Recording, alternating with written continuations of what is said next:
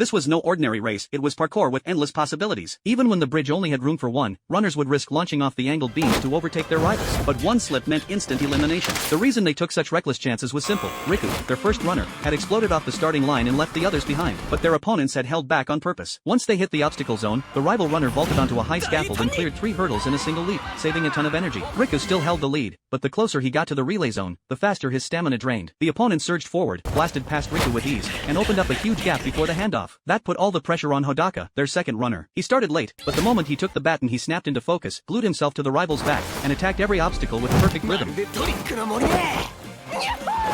The crowd roared as the two reached the narrow single-plank bridge. The rival thought there was no room to pass and let his guard down, only to be shocked when Hodaka vaulted off the slanted beam, cutting across midair and landing dead even with him. On the very next step, Hodaka handed off the baton. But Hasekura, their third runner, faced a powerhouse. His opponent threw his body into him, forcing a battle of strength. Hasekura tried to muscle past in one burst, but the rival was like a moving wall blocking every lane, shoving him toward the barriers. Hasekura nearly tripped, and by the time he steadied himself, the gap was already sealed. By the time Ayumu, their fourth runner, stepped up, he was nervous. The rival team's showy tricks widened the lead even further. Ayumu's spirit wavered. He even cut corners, running beside the obstacles instead of through them. The team shouted at him not to give up, to keep moving. That left their anchor, Fujiwara, starting long after the opponent had already dashed for the finish. No one expected him to even come close, but just before the line, Fujiwara's shadow loomed right behind the rival. The crowd erupted. Sadly, he fell one step short. They had lost. The team slumped, worried about sponsorships vanishing. Ayumu stood and apologized, believing he had ruined everything. But when they checked the section times, his split was actually the best. Then the sponsor walked in. To everyone's shock, she announced she would back them with a new brand. Their rival's cocky attitude had rubbed her the wrong way, and she wanted this squad to crush them. From then on, they had something stronger than money, motivation. But parkour wasn't just about speed or muscle. A good commander could be the lighthouse in the dark, guiding the entire squad. Their new commander, Nana, was still learning. When Riku blasted into the tunnel at breakneck speed, she barely had time to shout at him to slow down. Inside, the signal cut out. Riku had to run blind, and by the time he emerged, he had already been overtaken. Nana blamed herself. Then the rival commander shocked her again. His second runner launched early, before any baton touched his hand. Panicked, Nana barked for Fujiwara to start. They nearly collided, but somehow the exchange worked. Nana realized it wasn't her being late. The rival team was simply breaking the rules with perfect timing. Luckily, Fujiwara kept his cool. When he reached the wave-shaped barriers, he sprinted across, leapt 3 meters high, and clawed back the distance.